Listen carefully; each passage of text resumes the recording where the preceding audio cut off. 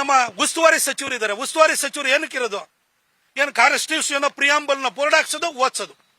ನೀವು constitution preamble ಏನ್ ಹೇಳುತ್ತೆ ಸರ್?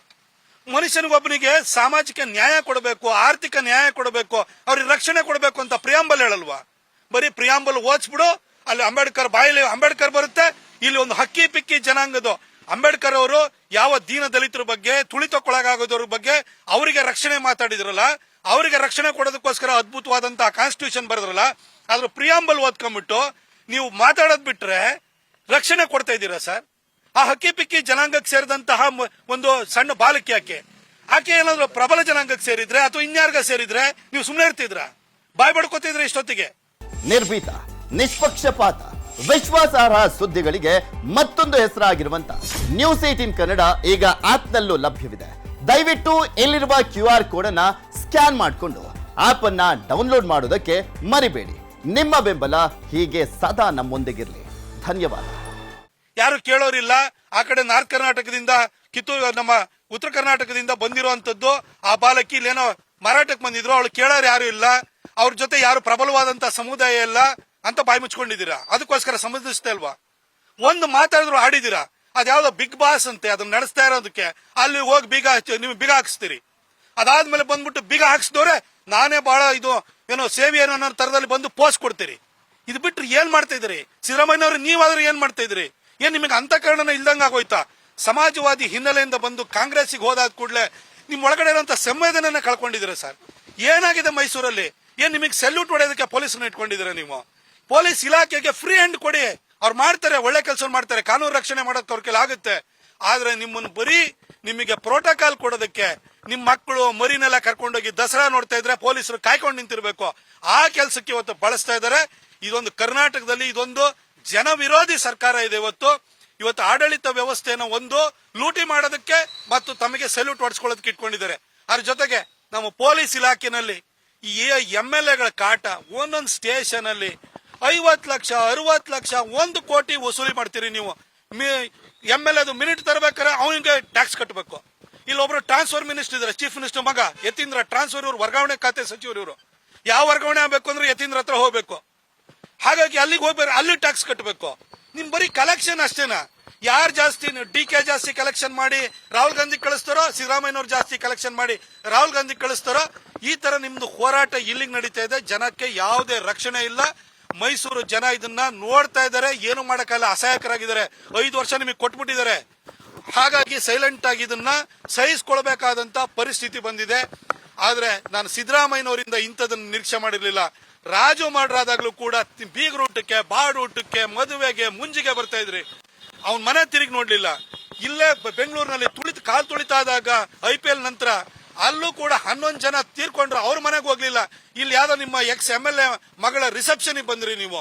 ಈಗ ನಿಮ್ಮಲ್ಲಿ ಈ ಹೃದಯ ಭಾಗದಲ್ಲಿ ದೊಡ್ಡಕೆರೆ ಮೈದಾನದಲ್ಲಿ 9 ವರ್ಷದ ಬಾಲಕಿಯ ಮೇಲೆ ಅತ್ಯಾಚಾರ ನಡೆದಿದೆ, ಹತ್ಯೆ ಆಗಿದೆ.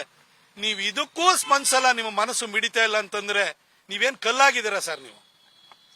ನಜರ್ಬಾದ್ ಸ್ಟೇಷನ್ಗೆ ಗಲಾಟೆ ಇದೆ, ಜೀವ ಭಯ ಇದೆ ಅಂತ ಹೇಳಿ ಒಂದಷ್ಟು ರೌಡಿಗಳು ಕಂಪ್ಲೇಂಟ್ ಕೊಡುವಂತ ಪ್ರಯತ್ನ ಮಾಡಿರ್ತಾರೆ. ಇಷ್ಟಾದ್ರೂ ಕೂಡ ಎಚ್ಚೆತ್ಕೊಳ್ಳೋದಿಲ್ಲ. ನೋಡಿ, ಪೊಲೀಸ್ ಇಲಾಖೆಯಲ್ಲಿ ಇವತ್ತು ಹೇಗಾಗಿದೆ ಅಂತಂದ್ರೆ ಈ MLA ಗಳ ಮಿನಿಟ್ ಕಾಟ, MLA ಗಳಿಗೆ ಟ್ಯಾಕ್ಸ್ ಕಟ್ಟಾದ್ಮೇಲೆ ಇಲ್ಲಿ ಯತೀಂದ್ರ ಕಾಟ, ಯತೀಂದ್ರ ವರ್ಗಾವಣೆ ಖಾತೆ ಸಚಿವರದು, ಅವ್ರಿಗೆ ಟ್ಯಾಕ್ಸ್ ಕಟ್ಟಬೇಕು. ಆಮೇಲೆ ಇಲ್ಲಿ ಯಾರನ್ನಾರು ಒಬ್ಬರು ಹಿಡಿದ್ರು ಅಂತ ತಿಳ್ಕೊಳ್ಳಿ, ಡ್ರಗ್ ವಿಷಯದಲ್ಲಿ ಯಾರನ್ನ ಹಿಡಿದ್ರು, ಅವ್ರು ಯಾವ ಜಾತಿಗೆ ಸೇರಿದವರು, ಆ ಅಧಿಕಾರಿ ಯಾವ ಜೊತೆಗೆ ಸೇರಿದ್ರು, ಯಾವ ಮಿನಿಸ್ಟರ್ ಫೋನ್ ಬರುತ್ತೆ, ಅದ್ರ ಬಗ್ಗೆ ಯೋಚನೆ ಮಾಡಬೇಕು. ಅವ್ನು ಯಾವ ಜಾತಿ ಅಂತ ಯೋಚನೆ ಮಾಡಿ ಕ್ರಮ ಕೈಗೊಳ್ಳುವಂತಹ ದುಸ್ಥಿತಿ ಇವತ್ತು ಪೊಲೀಸ್ ಇಲಾಖೆ ಬಂದಿದೆ. ಹಾಗಾಗಿ ಪೊಲೀಸ್ ಇಲಾಖೆ ಕೂಡ ತಮ್ಮ ಕ್ಷಮತೆಗೆ ಅನುಗುಣವಾಗಿ ಕೆಲಸ ಮಾಡ್ಲಿಕ್ಕಾಗ್ತಾ ಇಲ್ಲ. ಆಮೇಲೆ ದಸರಾ ಅಂತ ಹೇಳಿ ಪ್ರಾಧಿಕಾರನು ಮಾಡಾಗೋಯ್ತು. ಪ್ರಾಧಿಕಾರ ಮಾಡಾದ್ಮೇಲೂ ಕೂಡ ಪೊಲೀಸರ ಸ್ಥಿತಿ ನೋಡಿ, ಪಾಸ್ಗಳು ಸೀಟಿಗಿಂತಲೂ ಜಾಸ್ತಿ ಪಾಸ್ ನೀವು ಪ್ರಿಂಟ್ ಹಾಕ್ತೀರಿ, ಅಲ್ಲಿ ಹೋದ್ರೆ ಪೊಲೀಸ್ ಬೈತಾರೆ, ಒಳಗಡೆ ಬಿಡಕ್ಕೆಲ್ಲ ಫಿಸಿಟ್ ಫುಲ್ ಆಗಿದೆ ಅಂತ ಹೇಳ್ಬಿಟ್ಟು. ಪೊಲೀಸರು ಏನ್ ಮಾಡಕ್ಕಾಗುತ್ತೆ? ನಮ್ಮ ಪೊಲೀಸರಿಗೆ ಗ್ಯಾಂಗ್ ರೇಪ್ ಕೇಸನ್ನ ತಕ್ಷಣಕ್ಕೆ ಪತ್ತೆ ಹಚ್ಚಿದಂತ ಪೊಲೀಸರಿಗೆ, ಈ ಬಾಲಕಿಯ ಮೇಲೆ ಅತ್ಯಾಚಾರ ಮತ್ತು ಹತ್ಯೆ ನಡೆದಿದ್ದ ಪ್ರಕರಣನು ಕೂಡ 24 ಗಂಟೆ ಒಳಗಡೆ ಕ್ರಾಕ್ ಮಾಡಿರುವಂತ ನಮ್ಮ ಪೊಲೀಸರಿಗೆ ಈ ಕಾನೂನು ಸುವ್ಯವಸ್ಥೆನ ಕಾಪಾಡೋ ಶಕ್ತಿನೂ ಇದೆ.